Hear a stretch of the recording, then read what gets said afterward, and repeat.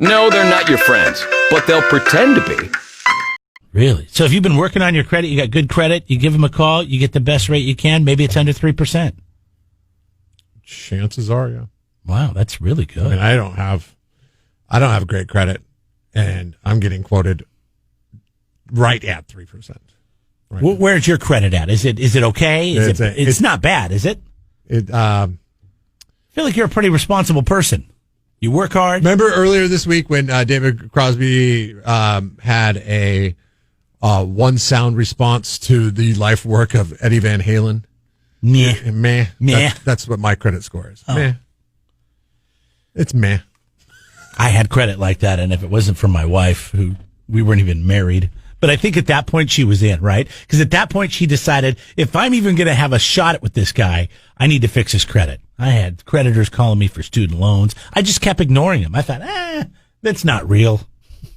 I was 20-something years old. They were calling. They would. Then I got the letter from the government or that they were going to start docking my pay. Like they were going to take it right out of my paycheck. Meh. That's meh. That was worse than meh. That's meh. Probably not going to get under 3% with that kind of stuff going on. I was thinking about this the other day since your wife cleaned up your credit.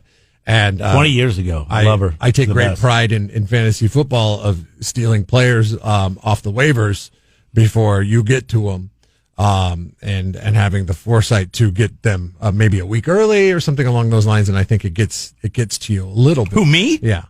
No. Who did you pick up that you were so? I just got running back depth.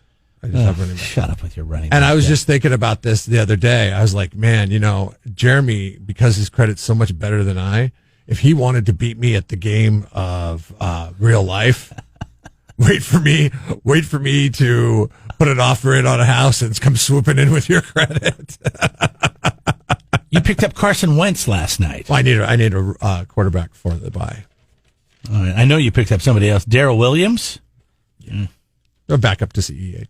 Yeah, I had him last year. It was worthless. You He's wasted $6 on that. I did, and I dropped him right away, and I got Carson Wentz. Oh, I went in big.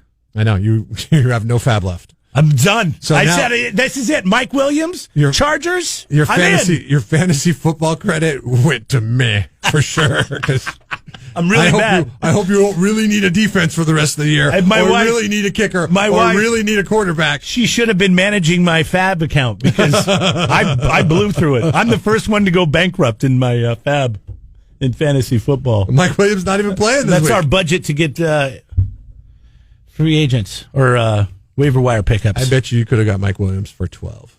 You know what sucks? I had him 2 weeks ago and I dropped him. Mm-hmm. That's the ups and downs of fantasy football. I just paid $22 for him. Like the ups and downs in real estate. But I didn't spend the most in our fantasy football league. This week?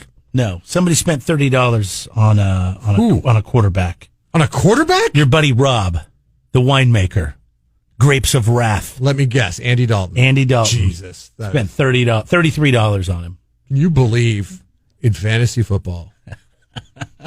There's so many quarterbacks. We live in a time that Andy Dalton was picked up off the waivers for $33. Especially with these two. Don't judge them by their looks. Jeff and Jeremy in the morning on 93.3 KZOZ. Oh, wow. So you're telling me before Sonic Youth there was Yoko Ono? Yeah. That's, can she be? Twisted Glaze fan writes in, wow, what a wreck. What a train wreck. Sammy says, oh, my ears. Jeff and I were sitting here thinking, this is what they should have been playing at Guantanamo Bay. Absolutely. I mean, and you hear some of the other songs. I mean, that's as much as you hated that song, as much as you hated Mrs. Lennon, there are songs that sound worse. We had to pour over them yesterday. At one point, hour 7 into the search, I poked my head into Suzanne's office and I said, what are you doing to yourself? It's like it's part of the job. She takes a big gulp of water. Her hair's all frizzled. Sweat is beating down. And I was like, her eyes are bloodshot. Godspeed, woman. Godspeed. If you took the vocals, can you imagine if you just had to listen to the vocals themselves? That's what they should be playing outside 7-Elevens in major cities to keep the homeless away. Johnny Muffcakes is on the line. He's got a story. Then no customers would come in. Go ahead, buddy. So I go home yesterday, and I'm like, man, I don't really know who this person is. I do a little research. So John Lennon gets to meet Chuck Berry. He's all super excited about it. He introduces Chuck Berry. Chuck Berry comes out, and they sing one of John Lennon's songs, and then they sing one of Chuck Berry's songs. But in the middle of John Lennon's song, the first song, they're getting into it, harmonizing, grooving. Everything looks great. And they got Yoko in the back, John Lennon does, sitting back there beating her little bongo drum, and the microphone's down by the drum. Well, about half song, she grabs the microphone and puts it up to her mouth and does some kind of, and if you look, you see Chuck Berry, and Chuck Berry's eyes go so big, like that best friend who's like, dude, if you ever needed a moment in time to set your woman straight, like, now's the time. And he finishes the rest of the song on it, and like halfway through, she does it again. And then, like, if you watch really closely, right after the song ends, like, John Lennon beelines off stage with Yoko. He's like, get your ass over here. And the next song they sing is Chuck Berry's, and she doesn't really do anything. She picks the mic up like she wants to, but she doesn't. It's hilarious. I was laughing my gosh, ass off. that is funny. And that's kind of how I feel when we play those Yoko Ono songs, too. Just kind of my eyes get big. But we can thank Jenny McCormick out at San Simeon for that. She wanted to see if we were up for the challenge. And I think she might have got us, because Jeff and I were talking about this. We were talking about 90s bands that they would have to go dig up to, find more than one song. But this one might be the cherry on top of the sundae. As we were scrambling around yesterday trying to find a bunch of Yoko Ono songs and finding out that a lot of them were not airworthy, we were thanking our lucky stars that the coronavirus struck the NFL this past week, and we have one less day of Yoko Ono than we would typically for everybody else. Check it out. Go to YouTube, look up John Lennon, Chuck Berry, Yoko Ono. All right, we're going to post that on our Facebook page, it's only like too. 4 minutes long. How did that Yoko Ono go again?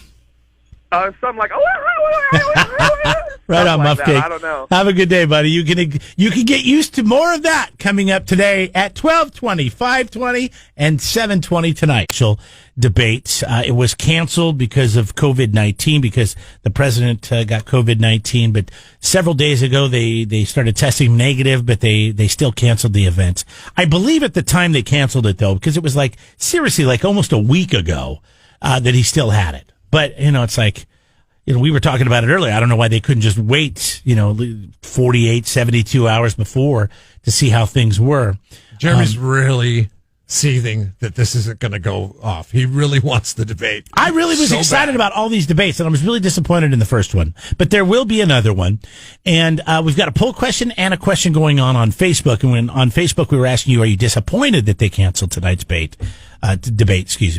And, you got your Trumpsters and your Bidenists, or whatever you want to call them, the Biden people. And, they've made their comments. Gary says, nope, pretty much already know who I'm voting for.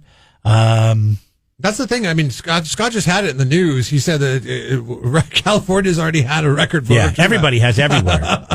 I still haven't filled out mine yet.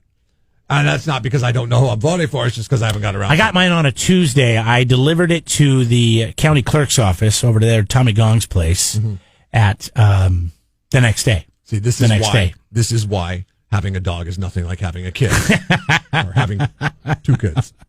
Well, it didn't take me that long to sit down. I already kind of knew the issues. I did have to look up a couple. I wasn't sure about Harbor Commissioner or whatever it was, Port St. Louis Harbor Commissioner. So I had to look into those people a little bit. Did you get that thing? So I'm registered a Republican.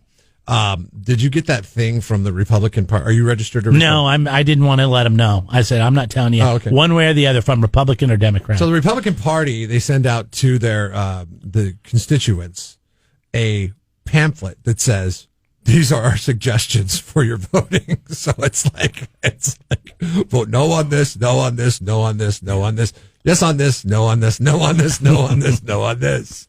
Vote for President Trump.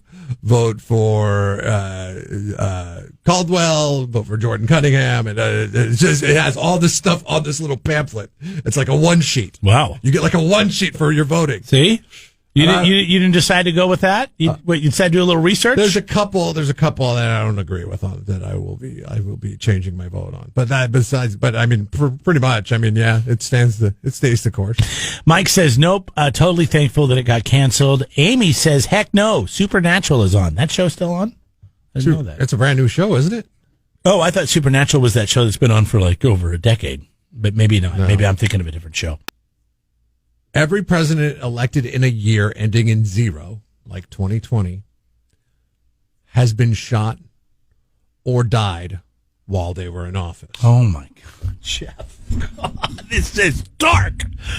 Are you serious? They call it the 0-year curse, or the curse of Tippecanoe, as it's also known. It began. Reagan was elected in 80, re-elected in 84, right? Yes, but he was reelected. He was elected in 80, and remember somebody shot him in 81. Yeah, that's right. So they've either been shot or died while they were in office. This began with William Henry Harrison, who I believe, when he went to his inauguration, refused to wear a coat, caught a cold, which turned to pneumonia, and died 30 days after taking the oath. What president was he? Does it say? I don't know, because I used to be able to name the presidents. I couldn't anymore. Well, he only held the office for 30 days. Yeah, because he died. He didn't wear a coat. Yeah.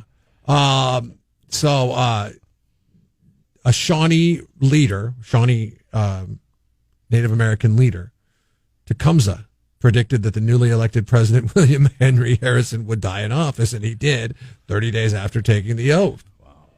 It's the curse of Tippecanoe. Since then, 0-year curse has been attached to the deaths of Abraham Lincoln, James Garfield, William McKinley, Warren Harding, Franklin Roosevelt, John F. Kennedy, and Ronald Reagan. The first one to break the curse and go through all the way was George W. Bush. Because Reagan survived, he is believed to be the one to have broken the curse. Right. But remember, he almost died. Nothing happened to George W. Bush. So, hopefully either Biden or Trump will be safe. But it bears noting that there is such thing as a 0-year curse. And you're calling this the presidential fact of the day? Yeah, is that what I heard? Fact. I mean, they died in office. I don't know what to tell you. History. Wow. So Reagan broke the curse. We think. I knew I liked him for a reason. I mean, just because George W. Bush didn't die while he was in office. I'm not going to stop thinking about that now. But maybe if the curse is broke, then we have nothing to worry about. Fingers crossed. Let's hope so.